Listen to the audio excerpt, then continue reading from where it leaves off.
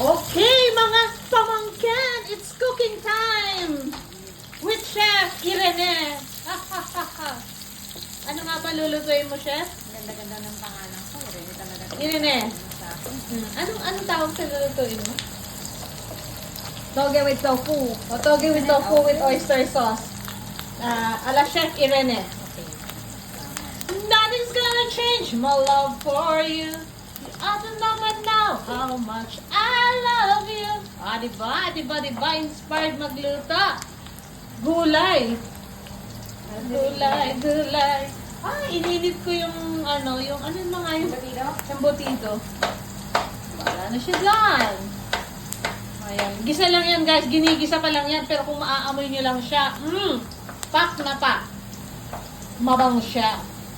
Paano pa kaya pag natapos ng maluto? Yeah. Ha? Si Javi? Yes. Si magandang dilag Javi, nandyan lang. Not gonna go out? No. She's resting today? Resting. Ayan. Pagkatapos gisa, ilalagay yung carrots. Hindi carrot, carrots. After ng carrots, parang kailangan natin ibaliktad to. Parang gusto ko. Hindi ko kailangan na ibaliktad. You know what? Hindi kasi mainit ang init. Don't ever cook from this. Oh my God. Because it's Sorry, not cooking Chef. properly. Yung kasi na ko kung ano yung mabunot, yung ko yun na ko. Hindi siya non-stick. Wala pa tayong budget para sa non-stick.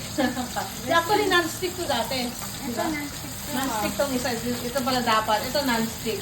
Yung pinagprituhan hindi non-stick. Pak na pak.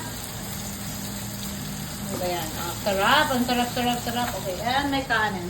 This is the most important food. Yung rice.